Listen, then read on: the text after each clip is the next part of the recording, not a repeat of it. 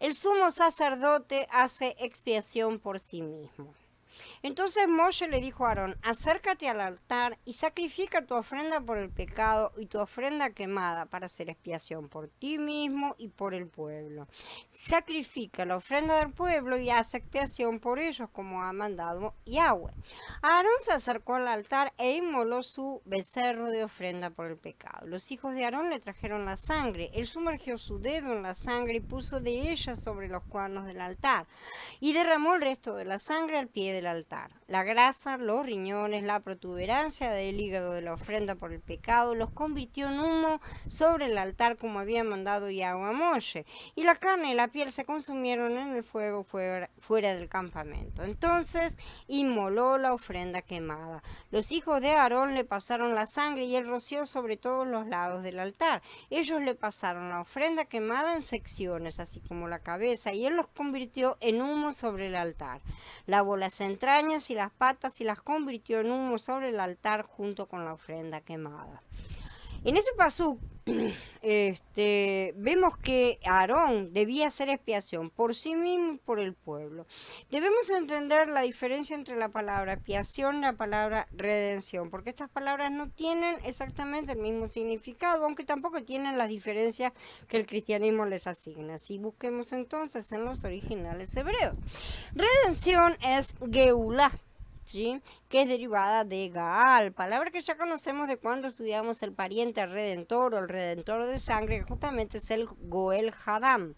A veces es traducida también como rescate, ¿sí? En las traducciones, pero nosotros necesitamos justamente rescatar el concepto, que significa que un pariente viene a salvarnos. Esa es la parte más importante aquí. Nos rescata de la situación caída en la que estamos, y esto es lo que significa la redención justamente. Muchas veces el mundo interpreta la redención como un acto de justificación, sobre todo de uno mismo, algo que alguien realiza para redimirse de alguna cosa mala que hizo, y esa es la idea hollywoodense que tiene la mayoría de las personas. No es así en las escrituras. Aquí nadie puede hacer nada por sí mismo. Una persona que hizo algo malo ya no está calificada para hacer absolutamente nada. Si se necesita un pariente redentor, para nosotros obviamente es Mashiach, que venga a redimirnos. Eso implica que nos compra de la esclavitud en la que estábamos y nos mantiene para sí mismo con la idea de darnos libertad. Estas cosas ya las estudiamos también antes, ¿no es cierto?, en el capítulo 46 del estudio de Shemot. Esta es la situación en la que estamos nosotros. Hemos sido redimidos, o sea, comprados al viejo dueño, ¿sí? Pero aún no hemos sido liberados por completo. Esto sucederá en el 7º año, cuando todos los esclavos debían ser liberados. ¿Recuerdan? Mientras tanto, estamos aquí como sal y luz para que el mundo no sea destruido, como pidió Yahshua. Por eso, aún no hemos entrado en la liberación plena, que será el final del milenio, para entrar en el 8º día, ¿sí? Lo que llamamos eternidad. La redención fue consumada por la muerte del Adón Yahshua en el madero. Y este término debe usarse únicamente para el Berija-Bashá. Antes de que el Adón derramara su sangre en el madero, no existía tal cosa como la redención. A pesar de que había perdón de los pecados, como ya estudiamos, no estaba esta redención todavía. Lo que se necesitaba era la sangre de Yahshua. Lo que vemos en el Tanaj justamente es la expiación, que es kafar, como ya estudiamos. Ya sabemos que significa cobertura, ¿no es cierto? La expiación se refiere al acto de apaciguar el conflicto existente entre dos partes contrarias, ¿sí? A fin de que se restablezca la armonía, la unidad entre ambas partes. La cobertura que la expiación colocaba en el Tanaj era la promesa de la redención que Yahshua iba a realizar justamente. Las dos se basan en la sangre de Yahshua.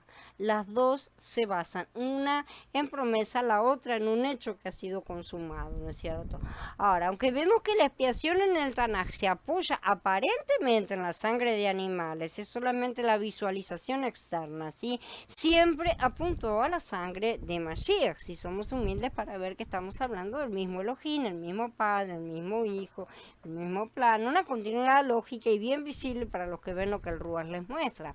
Y así como ayer estaban bajo promesa, hoy también nosotros estamos bajo la misma promesa, ya que aún no hemos entrado en el octavo día.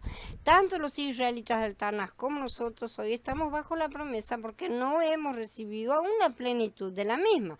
Por eso dice, pero la Escritura lo encerró todo bajo pecado para que la promesa que es por la fe en Yahshua HaMashiach fuese dada a los creyentes. Entonces Shaul continúa, esto está en Galut, en el capítulo 3, pero antes de que viniera la fe estábamos custodiados bajo un sistema de ley, reservados para la fe que había de revelarse. De manera que la Torá ha sido nuestro tutor para llevarnos al Mashiach para que se nos declare justos por la fe. Entonces queda claro, somos justos por la fe, ¿sí? Porque aún estamos en la promesa. No se necesita tener fe cuando uno ya ha recibido la promesa. Lo que hemos recibido es la promesa y seguimos andando en la fe, como los antiguos también anduvieron, porque somos descendientes de Abraham por la fe, en ese mismo cuerpo espiritual que está esperando recibir su plenitud. La expiación fue necesaria mientras llegaba el cumplimiento de la promesa, Mashiach como la manifestación viva de la Torah, para alcanzar la redención de la humanidad. Pero ahora, como entonces, todos estamos bajo promesa. Lo que ha avanzado es la obra de Mashiach, ciertamente, no el cuerpo de creyentes. Y ahí hay un pequeño problemita. Él ha cumplido ya todas las cosas en el plano espiritual, pero aquí, en nuestro plano material, siguen corriendo bajo promesa porque todavía hay una parte que tiene que ser trabajada. Podemos decir que ya hemos recibido la redención de nuestros pecados porque Mashiach cumplió su obra, pero no en plenitud porque el tiempo en nuestro plano material no se ha cumplido aún. ¿Cuál es ese tiempo? Hasta que entren todos, dice. De manera que hoy estamos en las mismas condiciones que nuestros antepasados en el Tanaj. Estamos cubiertos porque ahora sabemos que la cobertura que hemos recibido, eso lo sabemos, la diferencia es que ahora sabemos que la cobertura que recibimos, tanto nosotros como los del Tanaj que murieron en la promesa, es la redención completa a través de Mashiach.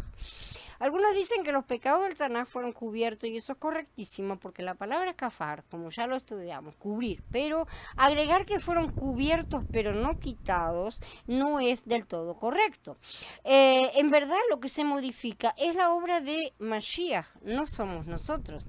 En su tiempo en el plano espiritual, Mashiach vino a ocupar un tiempo en el plano material, ¿sí? Y cumplió con la obra y los pecados fueron quitados, pero nuestro tiempo relativo a cada uno de nosotros, ese cumplimiento pleno continúa en el futuro para nuestros términos terrenales, ¿no es cierto? Porque aunque ya es un hecho en el plano espiritual, sabemos que estamos desfasados. De hecho, nuestros nombres están escritos en el libro de la vida.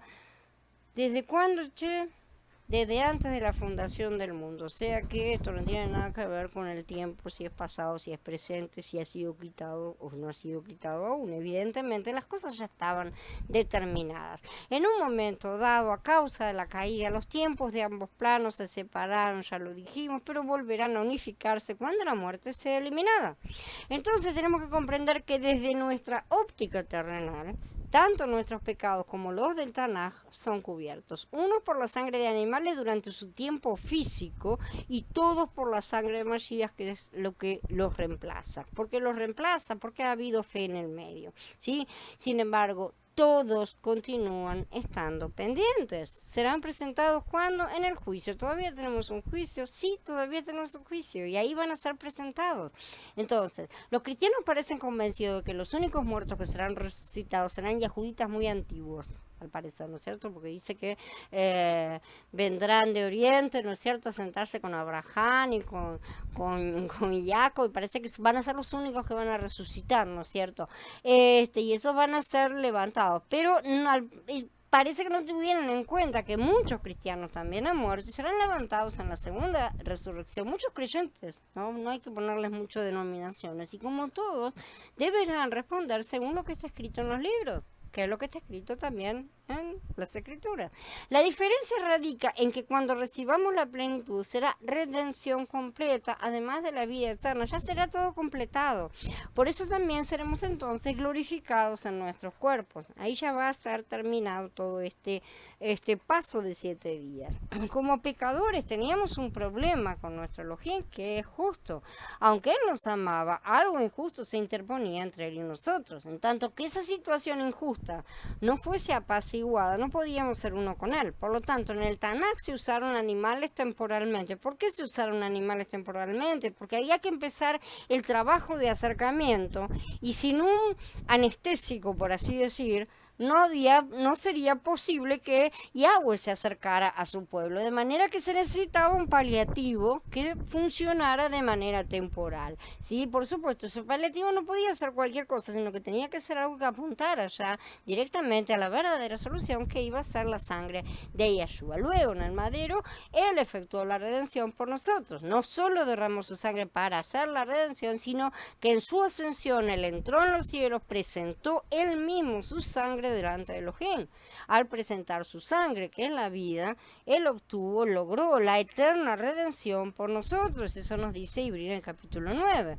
Cuando creímos en Mashiach, entramos en Él, recibimos esta redención en promesa. ¿Sí? Leamos nuevamente. Para que la promesa que es por la fe en Yeshua HaMashiach fuese dada a los creyentes. Entonces, ¿recibimos ya todo o no recibimos la promesa? Sería bueno que muchos trataran de darse cuenta que no necesitan esforzarse en mostrar que son lo que no son, y sería mejor que por el contrario comenzaran a agarrar un poco más el madero y clavar esa carne que tan viva tienen. Dentro del arca había 2 tablas, ¿recuerdan? En cada una de las cuales estaban escritos los 5 de los 10 mandamientos, estaban los 10 mandamientos todos. Estos mandamientos condenaban a todo el que se acercaba a Elohim, porque eso es justamente la ley.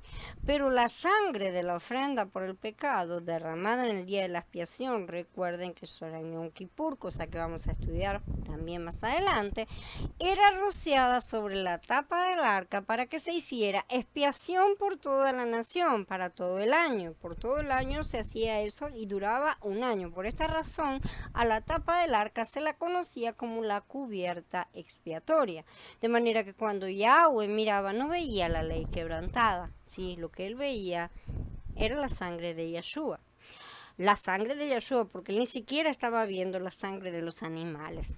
En Vayikra se dijo a Aarón que hiciera expiación por sí mismo y por el pueblo. Él tenía un problema con Elohim, necesitaba hacer algo para apaciguar el conflicto existente a fin de tener paz con Elohim. A pesar de que él fuera un tipo de Yeshua, era un ser humano de cualquier manera. Entonces, que Aarón ofreciese primero la ofrenda por el pecado y el holocausto para hacer expiación por sí mismo, significa que él, un pecador, necesitaba también tomar a Mashiach como su ofrenda por el pecado, como su holocausto, para ser un sacerdote que sirviese a Elohim. Esto también lo encontramos en el libro de Hebreos, ¿no es cierto? En Ibrín. Antes de servir como sacerdote, él debía apaciguar todo conflicto existente. Por lo tanto, él necesitaba la ofrenda por el pecado y también el holocausto. Que Aarón preparara la ofrenda por el pecado y el holocausto también tipifica que Mashiach se ofreció a sí mismo como ofrenda por el pecado, ¿no es cierto? Para redimir al pueblo de Elohim y como holocausto a favor del pueblo de Elohim para satisfacerlo. Aarón tenía que hacer la ofrenda por sí mismo en primer lugar, y Yeshua también tuvo que hacerlo, no porque tuviera culpa alguna, sino porque había sido acusado.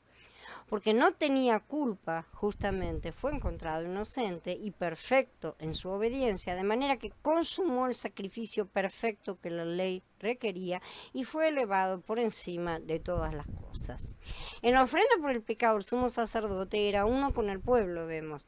Así también el pueblo de Elohim es uno con Mashiach.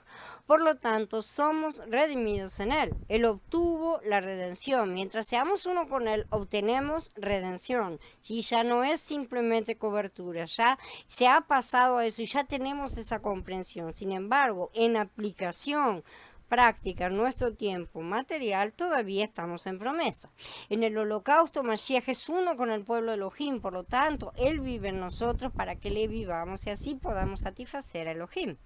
Hoy en día la ofrenda por el pecado nos recuerda acerca de muchas cosas negativas, ¿no es cierto? El holocausto nos recuerda que debemos vivir absolutamente entregados a Elohim, pero que ni a palos lo hacemos porque no estamos capacitados. Así que tenemos que tomar a Mashiach como nuestra ofrenda por el pecado, gracias a la cual podemos hablar con el Padre, para ser redimidos, para ser traídos de nuevo a una condición de shalom con Él, y debemos tomarlo como nuestro holocausto para que Él sea nuestra sumisión completa, nuestra obediencia perfecta, una vida de absoluta entrega.